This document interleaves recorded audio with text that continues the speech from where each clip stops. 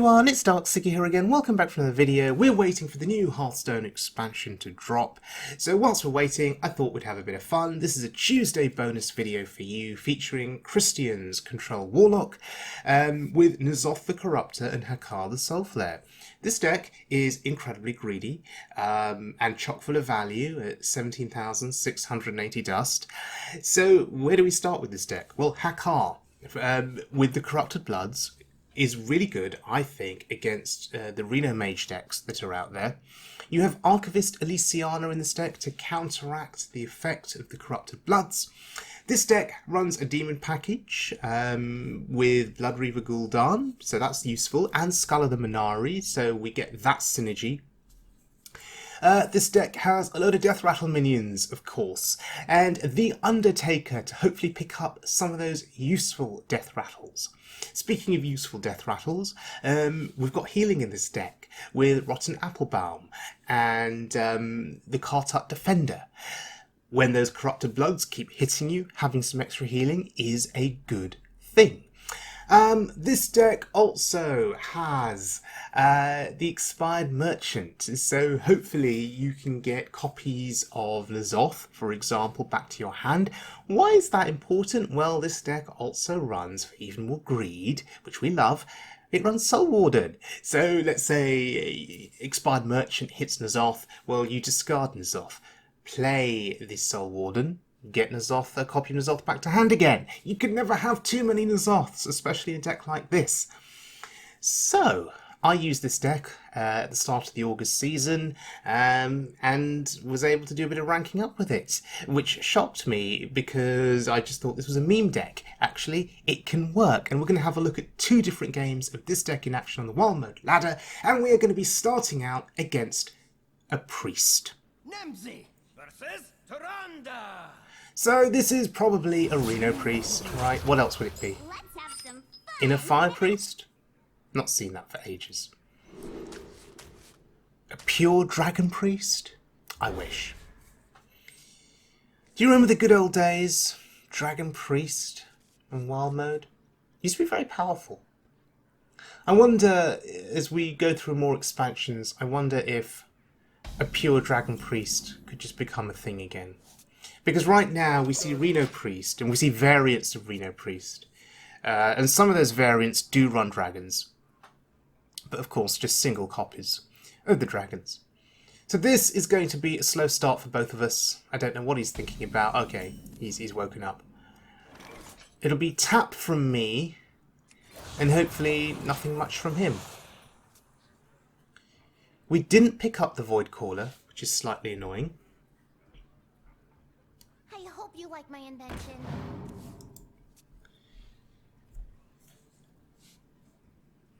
So, turn 2, play a card, and think. Wow, well played. And think some more. Keep thinking. Strategizing for future turns, and end the turn. Well done. Still no Void Caller. So we're not going to have a Void Caller play for turn 4, which is usually very powerful. But we do have the Hellfire. Is someone injured? Which we should probably use to kill that. There's the Void Caller. Okay, so we could have played that, but I didn't feel like leaving an Orshire Cleric up on the board. At last, Now that's really scary. Kazakus. He's going to be picking up or looking for the Polymorph Potion. And that's I'd say bad for us, but it depends on what turn it comes out on and the cost of the potion. So if he picks up a 10 cost potion that neutralises an entire board and turns them into sheep, that's problematic. If he targets one minion, that's fine. And I may want to bait out that potion as quickly as possible. So maybe I'll drop one of these Death Rattle minions down and hope that he plays it. Although, in this situation, we can kill Thalnos. That seems better. Hey, if he's got the 5 cost potion with the polymorph effect, maybe he'll use it here. And I wouldn't be complaining on the Despicable Dreadlord. Would rather he polymorphed the Despicable Dreadlord and not the enhanced Dreadlord.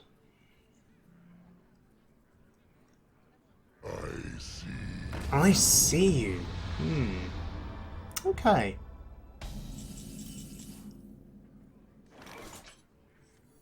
So, Sludge Belcher. Not played this for at least a couple of years, as far as I can recall. But it is a double-layered taunt. There are 2 bodies that the opponent has to get through. Card Art Defender, I think, is just better, because it heals you, and against aggro, the healing is, I think, super important. But nice to see Sludge Belcher being played in a deck again. I think it's the legacy of the Naxxramas expansion from 2014. You know, with cards from Naxxramas, like Mad Scientist, Void Caller, are still seeing play in decks, and are still staple parts of the wild mode meta. I think it just shows you how busted Naxxramas was back in the day, in 2014. And it was the first Hearthstone expansion, so I guess they wanted to put out something that was powerful and interesting. That was awesome! That only helps him slightly. Lotheb is still going to die. We won't attack into the Ziliax. And Enhanced Dreadlord, a really tricky card to get through for the opponent. It's double layered, and we get healing out of it on the second body. And that healing is going to be super important as this game progresses when Shadow Reaper Anduin makes an appearance. A lot of resources invested just on that small board. I'm not complaining. Mass Hysteria is gone. So, what do we need to worry about now? We need to worry about Psychic Scream.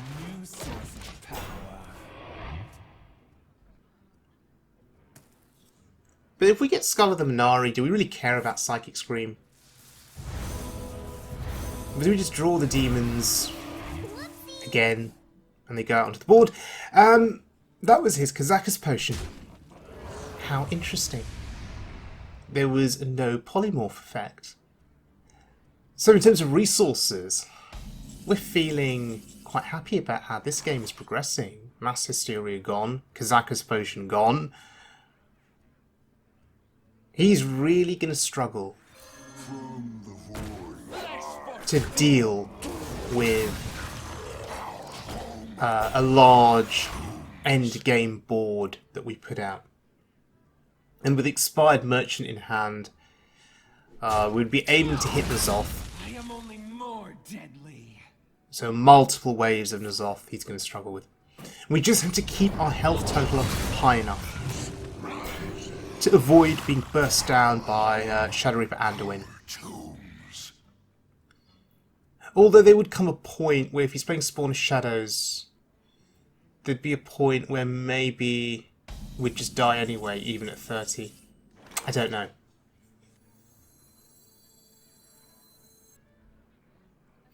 So, we could just increase the pressure with Gul'dan. I have no time for games. But Sylvanas seems reasonable.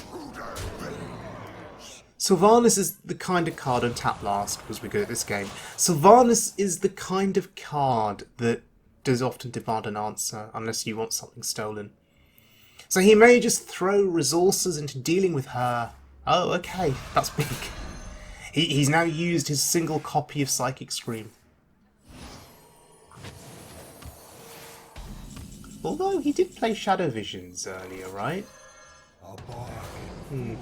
Maybe here's another copy. So, Gul'dan. We've seen Psychic Scream.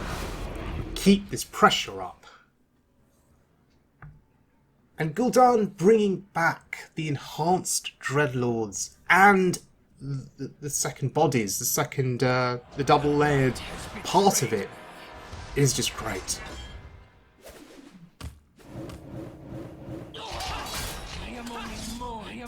And that's just limited the effectiveness of Shadow Reaper Anduin. He could ping my face all he wants with that hero power. I'm just going to heal right back up. Okay.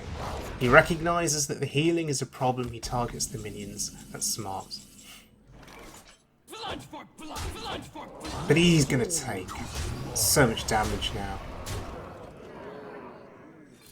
And so we're putting him on a clock.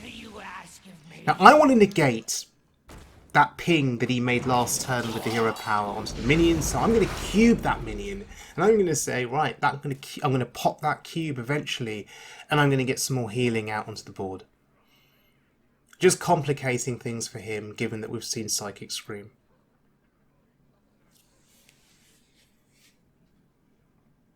So we have lethal. He'll need to play Reno Jackson. Shadowy thoughts. But even that isn't going to help him terribly. Oh, greater healing potion, sure.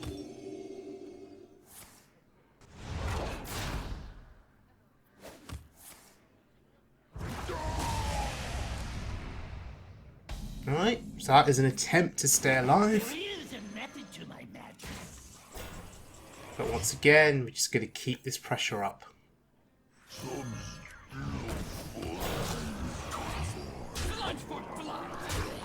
We're at 35, including armor. That's crazy. At this point in the game, against a Reno Priest who's played Shadow Reaper Anduin.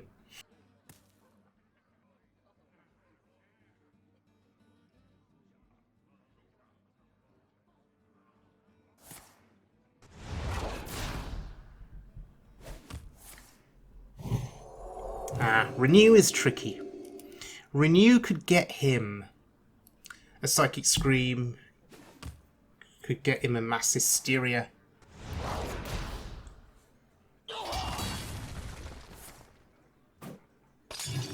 Oh, okay, that's fine. Greater Healing Potion, I don't mind that, to be honest. It's better than Scream, it's better than Mass Hysteria, for us. And you thought you were... So we don't get any value on the Soulwarden, but it's a 6/6. So that's going to put him under pressure. Even if he removes another chunk of this board, hopefully that Soulwarden can still survive and go face for 6. Just keep the pressure up.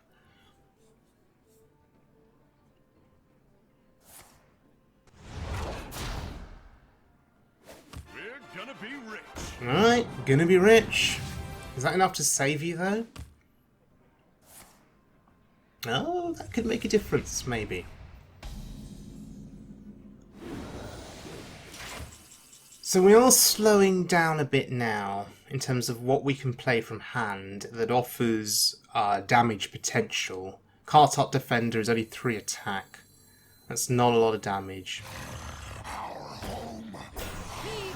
Not a lot of damage that can go face. I need to make the decision about Reno. Do I kill it? I think I do. And we'll use the injured, the most injured minion. It's fine. This is going to force him to play Reno again, but it isn't going to improve his overall situation. He hasn't managed to get Raza in this game yet, and I think that's helping us a bit. Darkness speaks to me.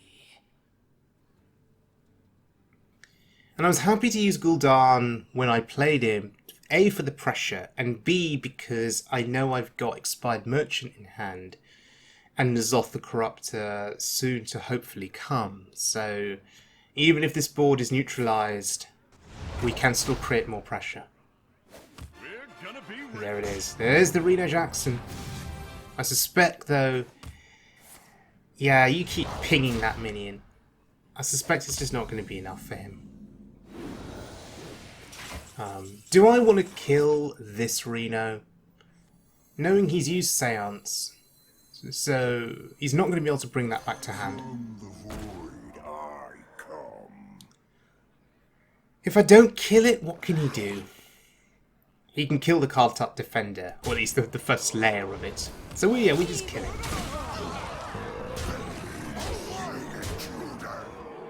And we use the cube because we're happy for that cube to die.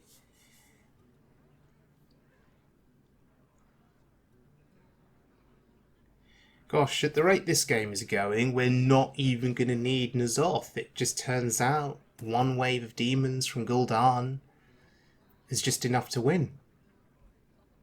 And that's real pressure. Shadowy thoughts. Ooh, he's popping it. This is interesting. Do you have a mass board clear? I was thinking 8 mana, Twisting Nether. No, he's a priest, not a warlock. That doesn't do enough, unfortunately. Nicely done. He's still dead.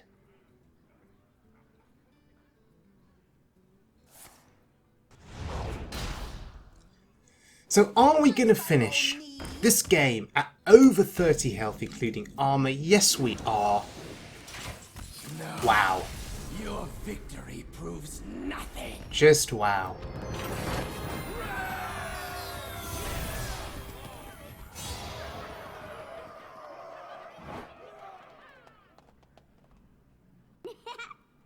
Okay, let's look at one other game.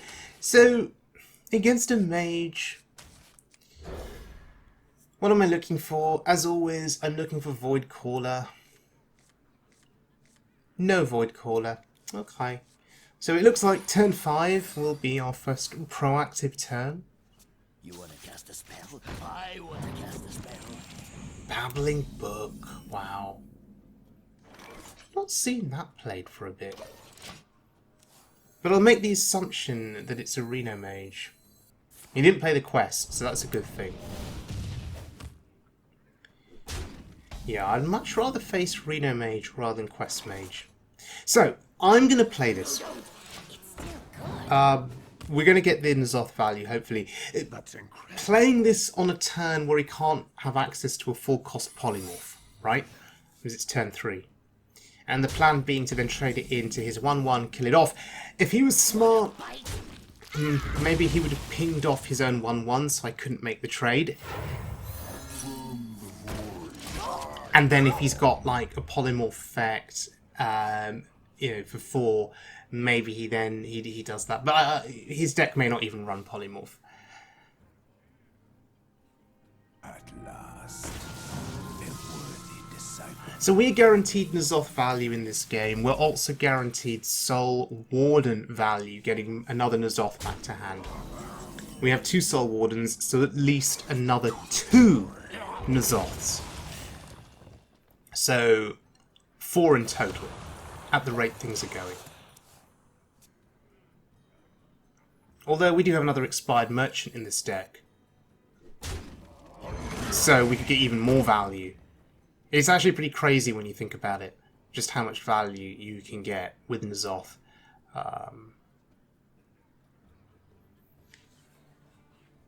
Unity, precision, As always, we have to be wary of the Kazakus potion that he's managed to get. unity, precision, Thankfully, he wasn't able to bounce Kazakus back to hand. Thankfully, there was no Brand Kazakus, so it's just going to be one potential polymorph-centric potion that we have to care about going forward, and I'm fine with that. primitive, Also fine with that.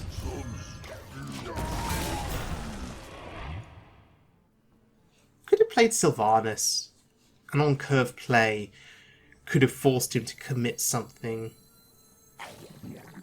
That's a mistake, because I run Skull of the Minari in this deck. There's the Soulwarden. I have no time for games. Alright.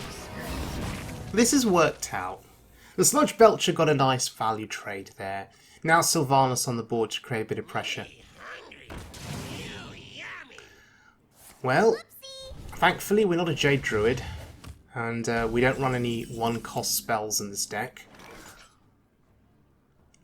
I found He was probably hoping to hit Plague of Flames, but we do not run it in this deck. So probably a bit of a surprise to him. That was folly. Reality Oh wow! woven. Arcane Artificer, this feels like a blast from the past. I'm sure this is what Reno Mages used to do, used to run. This feels like an older deck with Babbling Brook and the Artificer.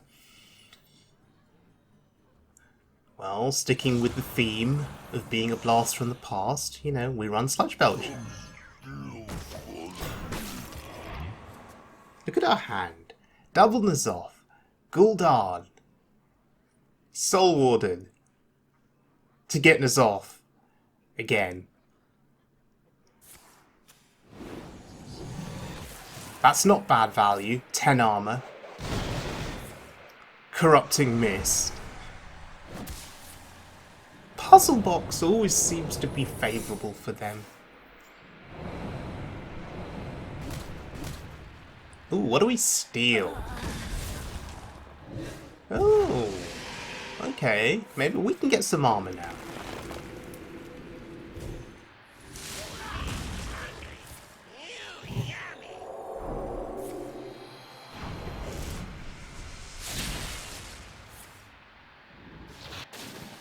Okay, that wasn't too bad.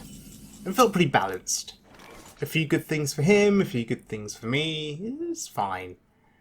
Nothing terrible happened there. Excuse me.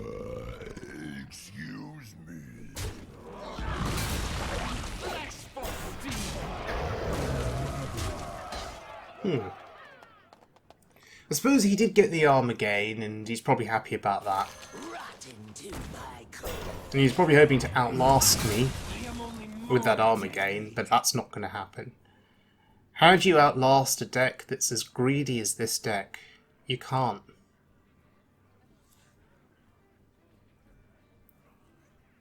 How would this deck fare against Quest Mage? Because we have all of these double-layered taunts, right? Could we stand a good chance against Quest Mage with our taunts?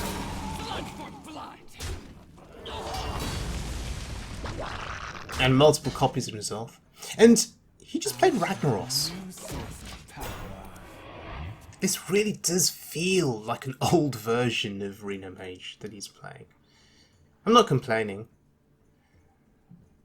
But it's very interesting. Polymorph! Oh, whoopsie indeed. Got the wrong minion. That's a shame. He gambled. It didn't pay off. And that is his Kazaka's potion gone now. We can rest easy. So we may as well get the value on the Enhanced Dreadlord. We're going to get 2 more of those.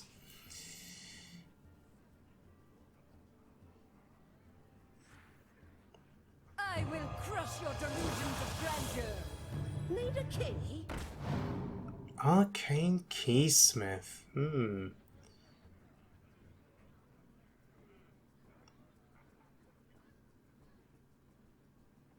Got an interesting Defile turn potentially coming up.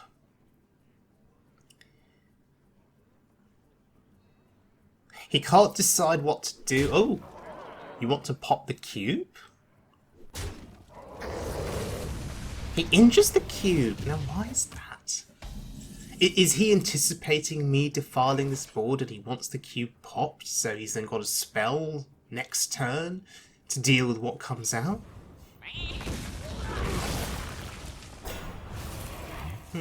Interesting. And you thought you were lost. Well, there's the N'Zoth. Happy about that.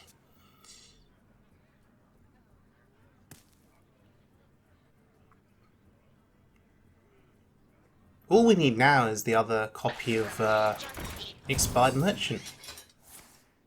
Just for some more value.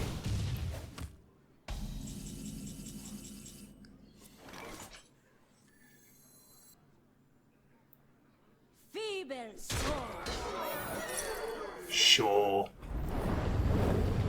Flesh for steel! Flesh for steel!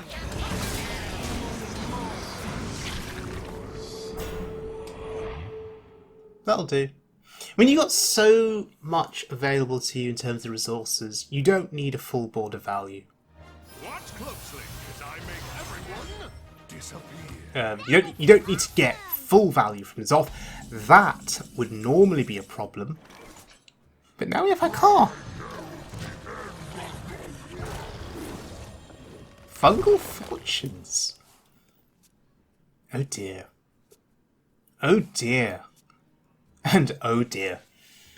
Well, I think he's pretty much screwed. You've got me. Hakkar into concede. I love it.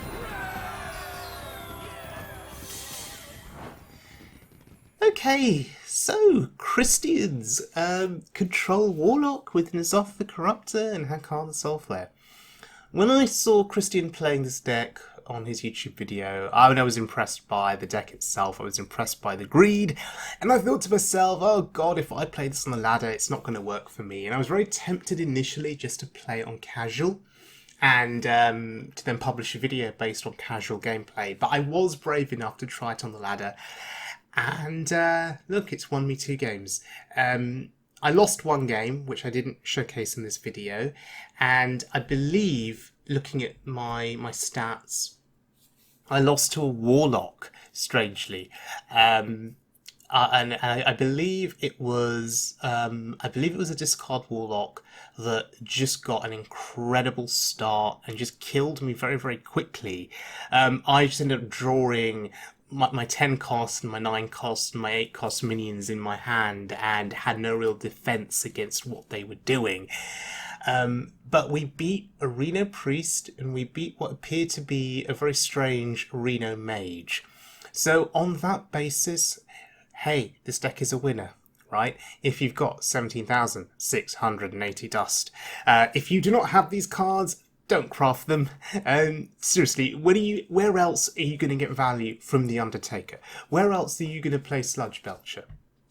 So please don't go ahead and spend 17,680 dust and then leave a comment afterwards saying, I've lost 10 games in a row. Please use your judgment before you craft these decks, okay? That is just a little health warning that I need to indicate here. But if you do have the cards, why not go out there and have fun? My only regret with the deck and the games that I've played so far is I've not managed any significant Hakkar shenanigans. That to me seems to be the key highlight of this deck, absolutely ruining your opponent's day with Hakkar shenanigans. But it turns out in the 2 games that we won, just the pressure from the demons and the taunts was enough to end the game. The pressure of multiple N'Zoths was enough to win the game. Hakkar wasn't even needed. But one day we will get to a point where we get good Hakkar value, and then maybe I'll publish that as a video. But until that day, take care of yourselves, everyone. I hope you enjoyed the video, and I hope you enjoy your pack openings for the new Hearthstone expansion, and I hope you get lots of legendaries.